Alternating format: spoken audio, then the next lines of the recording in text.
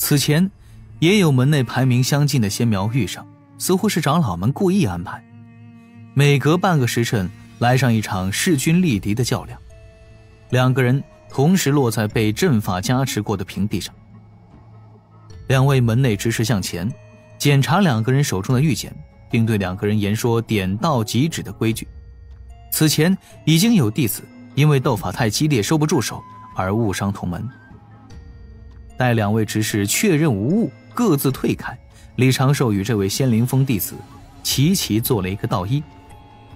正此时，李长寿听得一声传音入耳：李师兄，不如你我今日放手一搏，不必点到即止。李长寿闻言也是一笑，轻轻颔首，袖中飞出了道道符箓，防守一波，再行反击。对仙灵峰的弟子，他自不会直接认输，但也不会赢得太轻松，毕竟两个人修为相近。这名仙灵峰的弟子应当是做了功课，此前研究过门内排名靠前的弟子如何斗法，且李长寿与敖乙当年的切磋，门内大多数也都见了。当下这仙灵峰弟子记起3样法宝，手握引雷木剑，头顶一只梅花，身周飘着一只宝珠，倒也是气势不凡，全身防护毫无死角。随后这人飞到半空中，木剑对着李长寿遥遥一点，数十道细小的雷光绽放，凝成一只一展过丈的雷鸟，对着李长寿飞袭而去。李长寿脚下轻点，身形向后飘飞，双手迅速结印，头顶有72张黄纸符凝成地火符阵，符阵喷出道道火柱，将雷鸟勉强击散。而此时李长寿的双脚已经再次接触地面，身形迅速沉入大地。那仙灵峰弟子见状冷笑，双手开始迅速催拔，施冰封咒，地面顿时出现一片寒冰，并且迅速地朝着四处蔓延。果然早有准备。然而那地火符阵接连发威，丝毫不受影响，催出漫天火蛇，追着那仙灵峰弟子而去。那颗宝珠光芒大作，头顶的红梅降下光华，将这仙灵峰弟子稳稳护住。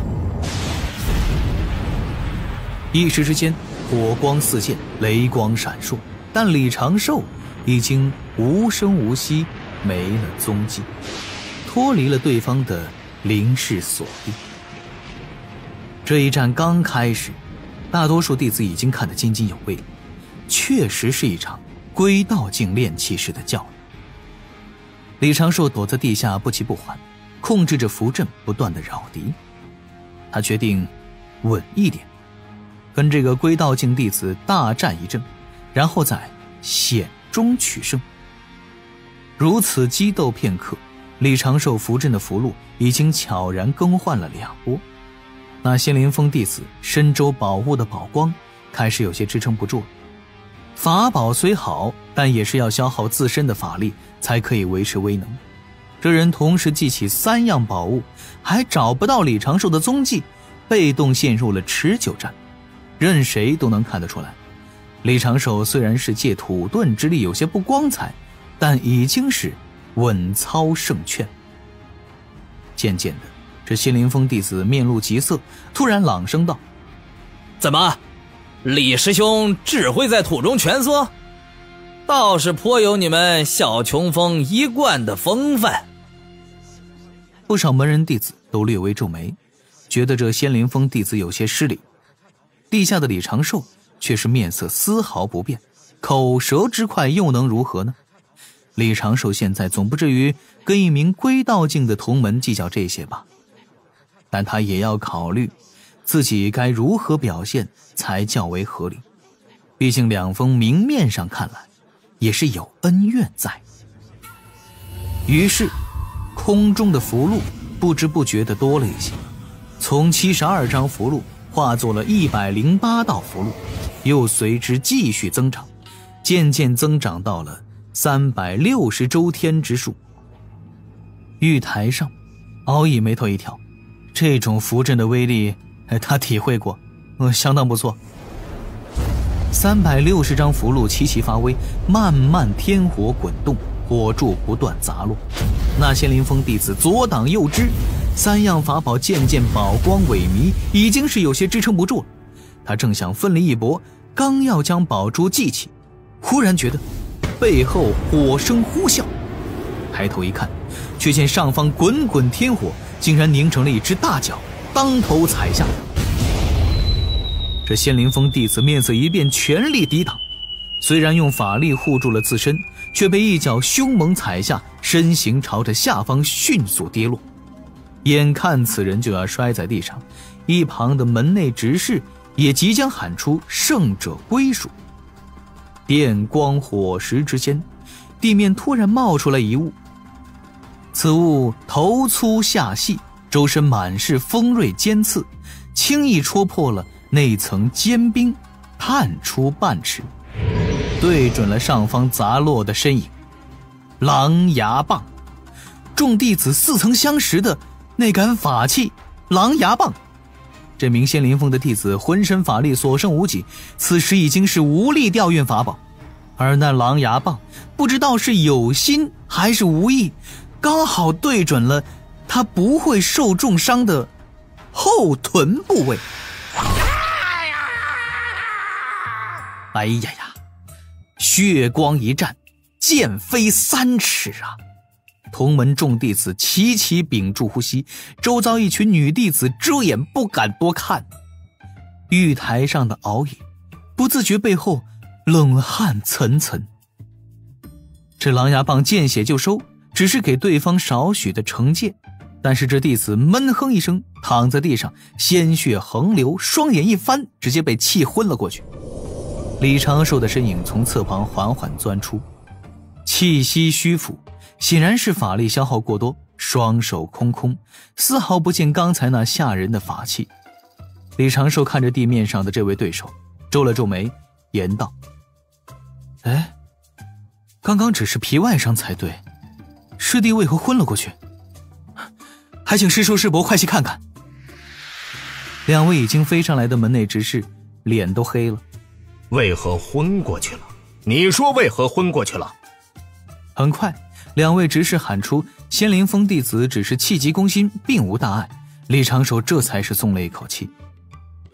啊，这当真是一场势均力敌之战啊！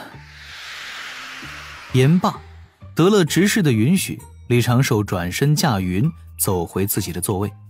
那里九九正拉着灵娥，前者已经是笑得前仰后翻，后者却是在极力的忍耐。众多同门的目光似乎都有些发慌，不过这也没什么，只要不是好奇，有探究欲，觉得很刺激，那就不算什么大事。李长寿对周遭同辈们的这些反应倒是早有预料，唯一担心的点就在于这般小小惩戒对方的方式会不会被门内长老们所不喜，进而责难怪罪。这是李长寿仔细权衡过的，对方当时出言相讥，已经是将小琼峰历代前辈都骂了进去，若是不做应对，或许会给人留下此子心机阴沉，从而让人觉得自己有些提防，影响自己劣质先苗的形象。如此做点应对，施以惩戒，既不伤对方，又有些开玩笑的成分，还能让人觉得自己有仇当场就报，心机不深。李长寿径直坐回自己的蒲团，目光扫过各处，众弟子纷纷扭头低头，不敢对视。他看了几眼一旁笑到岔气儿的小师叔，心底赞叹天地造化之奇妙，生灵中秀之精彩，便自顾自地闭目养神，恢复法力，暗中施展风雨咒，监听各处。很快，李长寿的心底微微一笑，各位有所反应的长老倒是大都偏向于自己这边。虽说有雄心丹的人情在，但是大家也都是明事理之人，大多都觉得那仙灵峰的弟子出言不逊在先。李长寿已经是细致的谋划好了，后面的几次登场，自己正常斗法，不施展土遁，无论输赢，就能将自己的形象带回到正面且普通。下一场弟子对决已经开始，也是赶了巧了。这两位弟子当年都看过李长寿和敖乙的切磋，都钻研了土遁之法。看过李长寿刚才那一场斗法，各自都是信心十足，嘴角露出微微笑意。门内执事叮嘱一声，点到为止。斗法宣告开始。这两位男弟子各自做了道一，目光对视，气机勾连，几乎同时向后倒飞。两个人的双手快速掐诀，动作之相似，像极了是在互相复刻。法印同时结成，两个人各自甩出两件法宝，飞剑、玉如意、飞刀、小葫芦。就听砰砰两声，两道身影落地的瞬间，就如同地面出现了一口陷阱，硬生生地砸入其中，各自身形消失不见。这明显是施展了土遁呢。周遭众弟子到处张望，周遭云中玉台上的仙人们也是定睛凝视。那四只法宝悬停在半空，原地打转，目标消失了。施展土遁身在地下的两名弟子也有些懵，他们从小琼峰狼牙棒那里得到的启发，用土遁躲藏自身，既法宝轰击对手，便可以立于不败之地。但是这土遁如何打土遁呢？不知是哪峰的女弟子扑哧一声笑了出来，各处的笑声越来越多。玉台上的渡仙门高手略微觉得有一丢丢的尴尬，但突听一阵中气不足的大笑声，掌门无忧道人已经是在主位上笑出声来。这期的弟子们有点意思啊。金豪岛、人教道城不重要的几家仙门来人也都含笑看向下方。本来他们以为这半个月会是挺无聊的半个月，没成仙的小弟子斗法自然没什么好看，只是不曾想这个渡仙门还真就有点意思。过了片刻，两名斗法的弟子也想出了应对之法，在地下开始互相的搜寻，暗中博弈。一场地龙斗炎虎的大战过后，有一个弟子失手被赶出了大地，立刻被两件等待多时的法宝砸成轻伤，痛失好局。后面的斗法中又有一些弟子施展土遁，也因此李长寿的土遁之法反而凭空多了一些遮掩，让人觉得没那么显眼，仿佛渡仙门的特长仙法就是这个，只是平均斗法时长被稍微的拉长了那么一丢丢。又过了一个时辰，有秦玄雅登场，干脆利落又不失风度的解决了对手，首席大弟子的风头一时无两。日暮西斜，第一日的斗法落幕，弟子们也都战过了一轮。12轮出世最耗时间，但越到后面大比进程越迅速，且斗法也会越精彩。半个时辰之后，将会有天仙长老为众弟子讲道说法。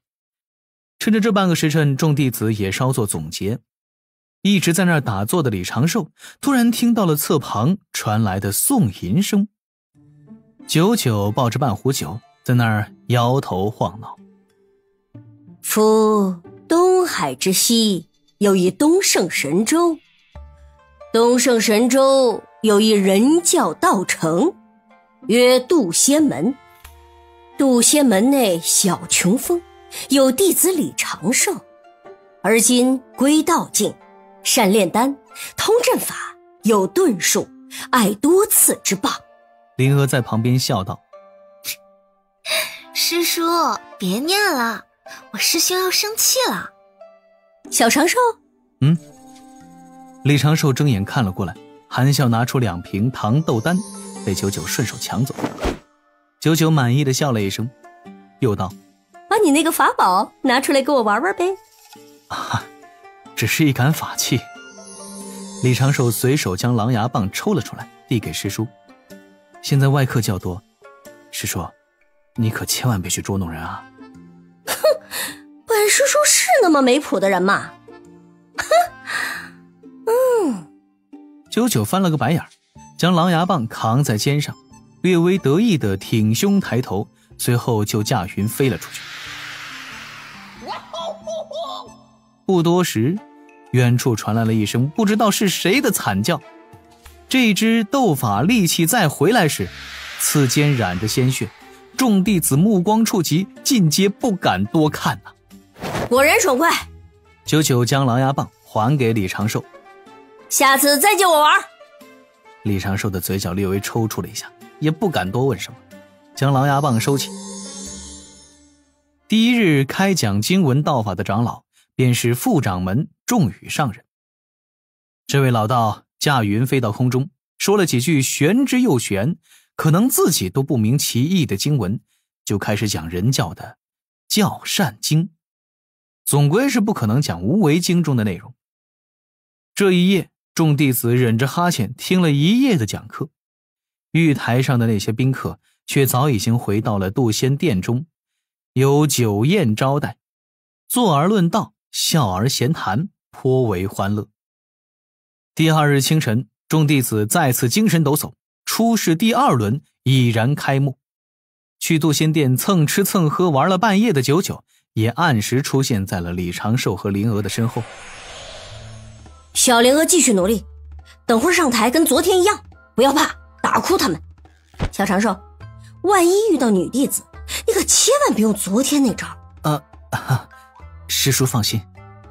李长寿笑道，我自有分寸。也不知道是不是九九师叔的嘴开了光了，李长寿今日第132场登场，迎战的还真是个女弟子。